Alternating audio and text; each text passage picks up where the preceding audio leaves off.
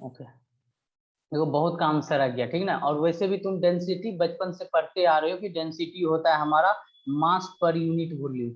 Okay, तो वही आएगा डेंसिटी इक्वल टू, लेकिन तुम लोग के को भूल रहे हो, ठीक ना। इसका आंसर लिखोगे ना, इसका आंसर जो तुम लोग हमें चैट सेक्शन में दे रहे हो, तो अगर ऐसे बोलोगे तो सही है, ठीक है, या नहीं तो ऐसे बोलो के इंटू एम बाय वी।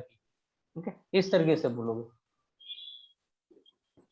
ठीक है। जब हम केमिस्ट्री पढ़ते हैं उस जगह पे जो डेंसिटी अगर rho equal to M by V लेकर चलते हो, इसका मतलब है वहां पर के इक्वल टू 1।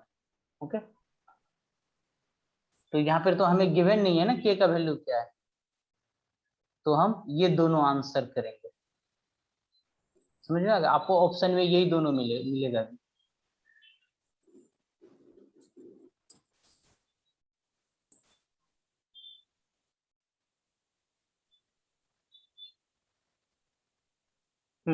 चलो बताओ कि अब आंसर मिला तुम लोगों को, क्यों हम यूनिट एंड डायमेंशन हर एक चीज का पढ़ते हैं। कोई भी फिजिकल क्वांटिटी को जैसे हम डिफाइन कर उसको दिखाने to change its unit one system to another. देखो, अब जैसे 7 फंडामेंटल क्वांटिटीज हो गए, 7 फंडामेंटल क्वांटिटीज हो गए, कुछ हमारा सप्लीमेंट्री फिजिकल क्वांटिटी हो गया। ओके, सप्लीमेंट्री फिजिकल क्वांटिटी हो गया और इसी फंडामेंटल से हमने डिराइव्ड बनाया।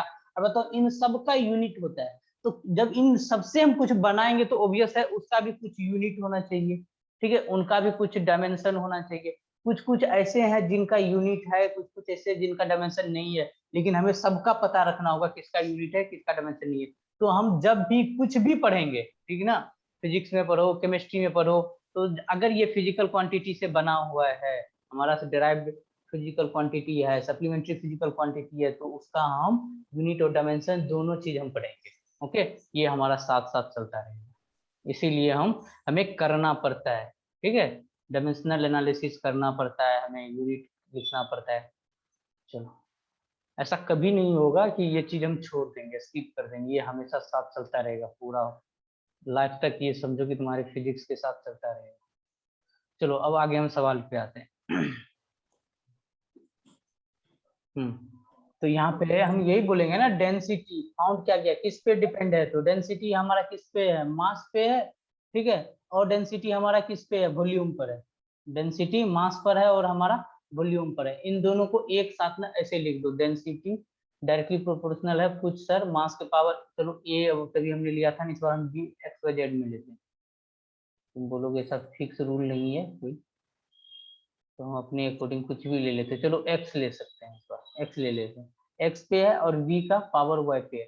अब यहाँ पे डायरेक्टली प्रोपोर्शनलिटी है ना, इसको हटाएंगे तो एक के लेके आएंगे, कोई कांस्टेंट लेके आएंगे। ओके, तो यहाँ से आ जाएगा एम के पावर एक्स और वी के पावर वाई, ठीक है। अब आगे बताओ कि डेंसिटी का क्या होता है डायमेंशन, ठीक है, डेंसिटी का क्या होता है, मास पर यूनिट वॉल्यूम होता है, ठीक है। मास का हम क्या लिखते हैं, एम लिखते हैं, वॉल्यूम का एल क्यूब लिखते हैं, तो इसका डायमेंशन क्या हो जाएगा, M L to the power -3। तो यहाँ पे डेंसिटी के बारे में लिख दो, M L to the power -3 equal to के हमारा कोई कांस्टेंट है, तो उसको उसका हम नहीं लिखेंगे।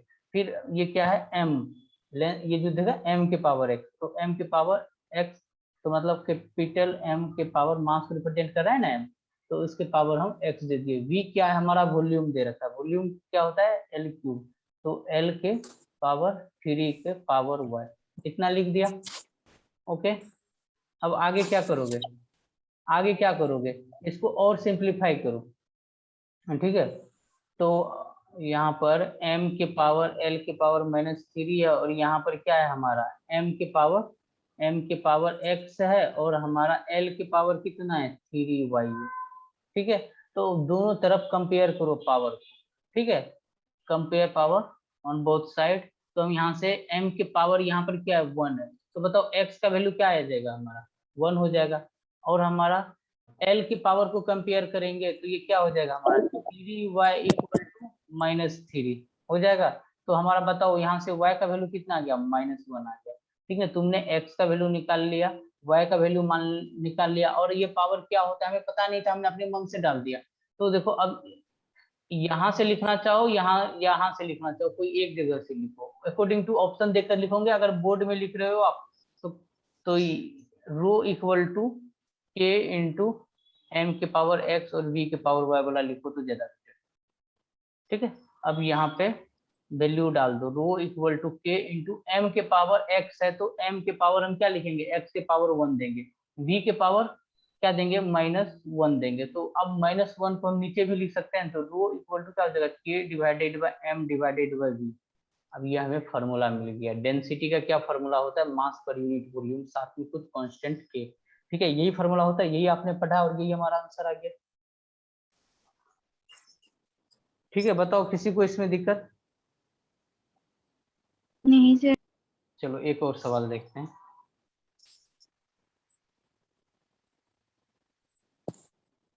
चलो अगला सवाल, if area comma velocity and density are taken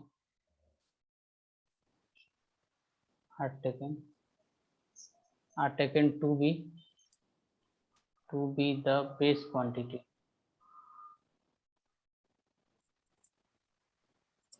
then find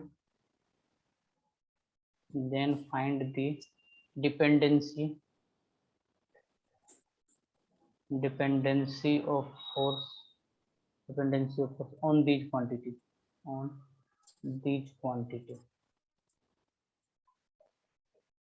देखो अब यहाँ पे आपके साथ लैंग्वेज के साथ खेलना जा रहा है, उल्टा करके सवाल पूछ लिया। बताओ कौन किस पे डिपेंड कर रहा है?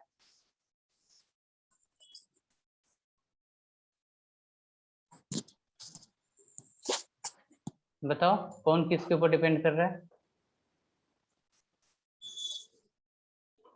The area, velocity and density are taken to be base quantity. Okay, इनको बेस क्वांटिटी लिया गया। Then find the dependency. जैसे आपका बेस क्वांटिटी में क्या होता है, लेंथ, ये जो 7 फिजिकल क्वांटिटी होता है ना, इसको बेस क्वांटिटी भी बोलते हैं। इस बार इसने अपने मन से बना दिया कि इसको एरिया, वेलोसिटी और डेंसिटी को।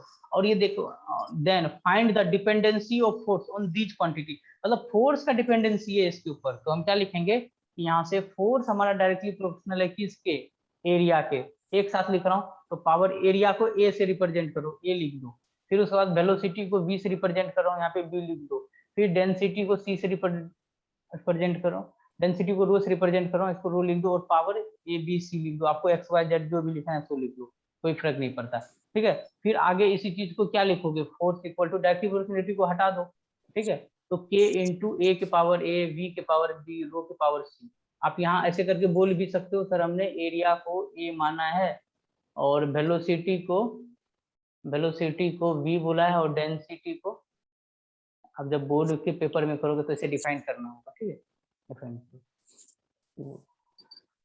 ठीक है, आगे लिखो। फोर्स की जगह पे क्या लिखोगे, अब mL(T⁻²) इक्वल टू, के का कोई डायमेंशन नहीं होता, एरिया क्या होता है L², तो L² के पावर क्या हो गया ए।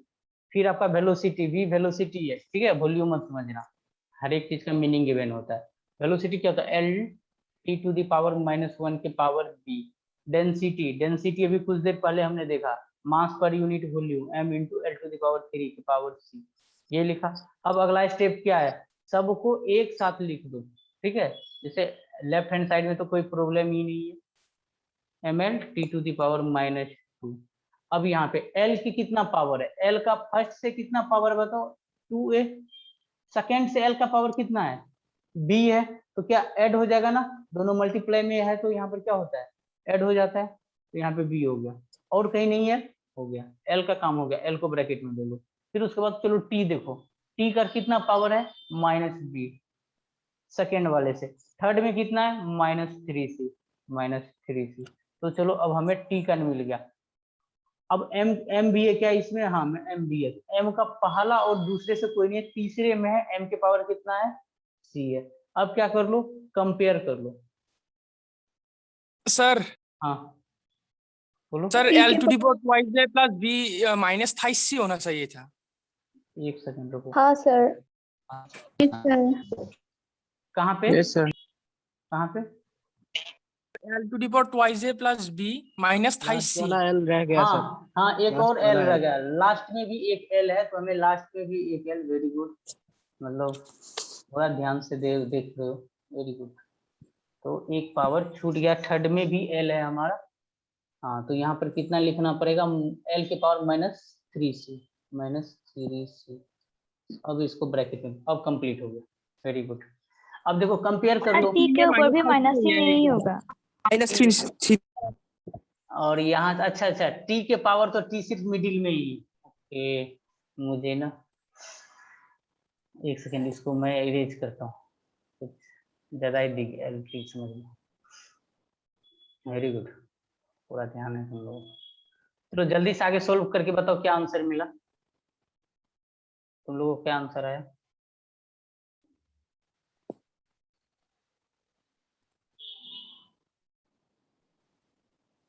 हाँ, तो देखो एक बार फिर से, एल के पावर 2a, और सेकेंड वाले से एल के पावर +b, और तीसरे से एल के पावर -3c, ठीक है, -3c।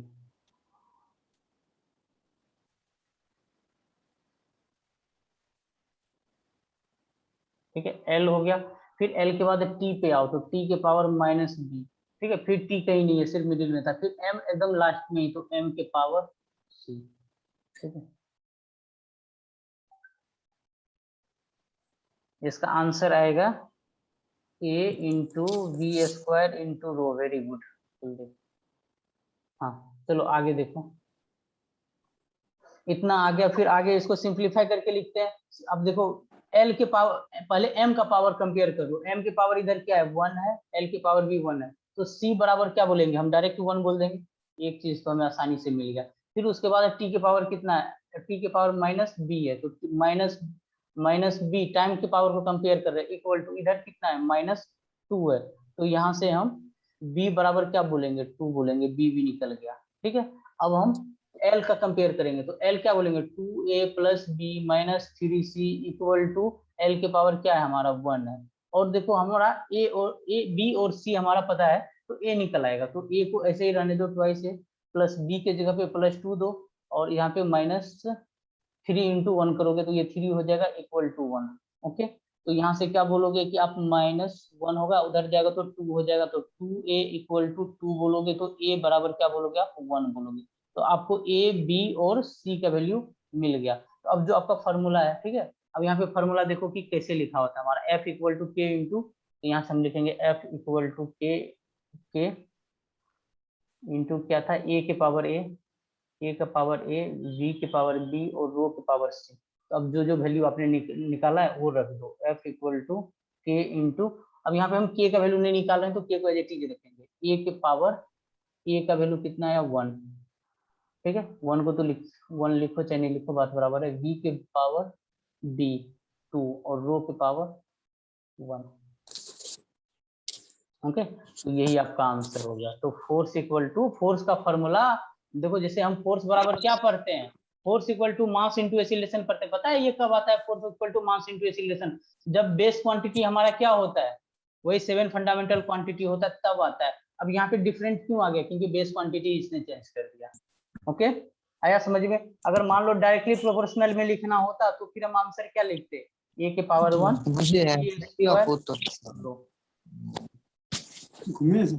ओके, आ गया सबको समझ में, इतना शोर कर रहे हो ना तुम। सर हाँ हाँ बोलो सर हाँ, चलो जिसको डाउट है अनम्यूट करके बोलो, क्या प्रॉब्लम है। सर वो पहली लाइन में जो f प्रोपोर्शनल लिखा है वो फिर से बोल दीजिए। ओके, अब देखो ये सवाल पढ़ो, ठीक है, सवाल पढ़ो और मुझे बताओ कौन किसके ऊपर डिपेंड कर रहा है। If area, velocity and density are taken to be base quantity, then find the dependency of force on these quantity। मतलब कौन से पे फोर्स का डिपेंडेंसी किस किस पे, फोर्स, वेलोसिटी और डेंसिटी पे, ठीक है। तो जो हम, अब हमारा फोर्स किस पे डिपेंड कर रहा है, एरिया पे, वेलोसिटी पे, डेंसिटी पे, ऐसा यहाँ पे सवाल में बोला गया।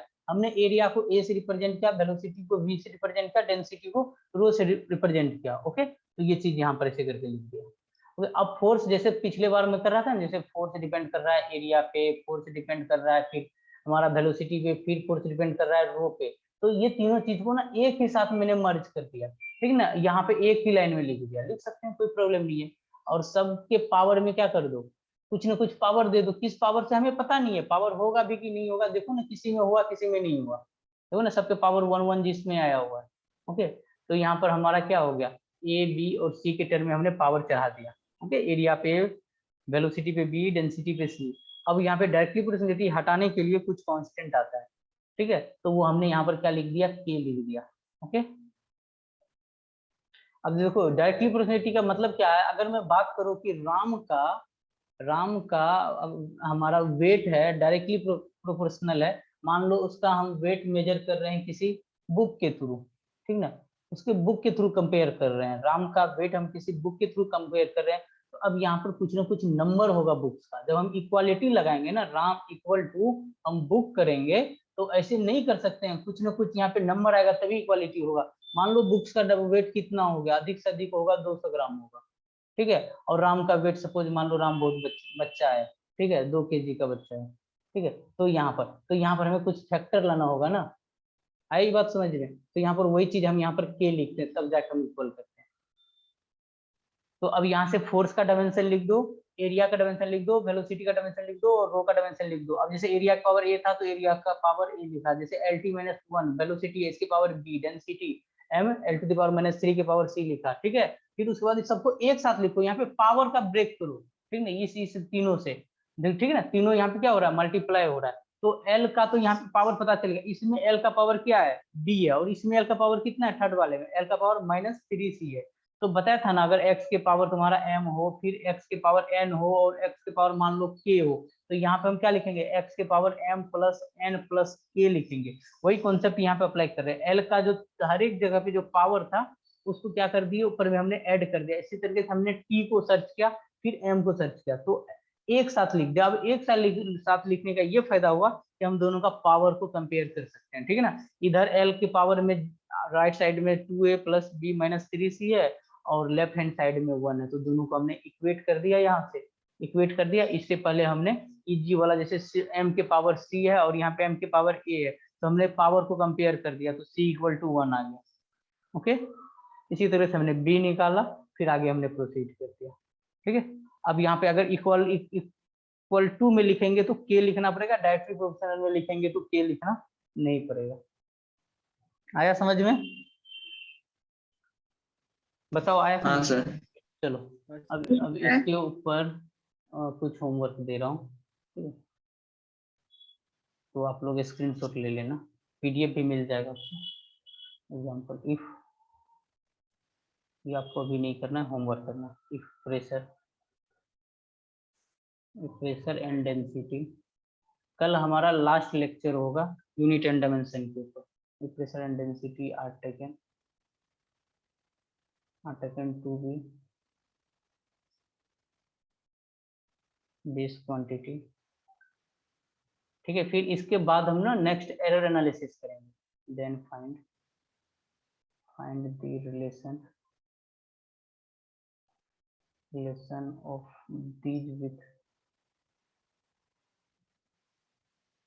these with velocity।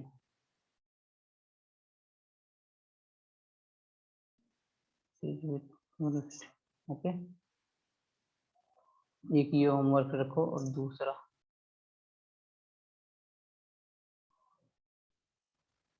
Which chapter, mathematical tool के अंदर ही आता है ना एरर एनालिसिस, कुछ पढ़ेंगे तब आपको समझ में आ जाएगा क्या होता है। फिर अगला है the force acting on A particle moving in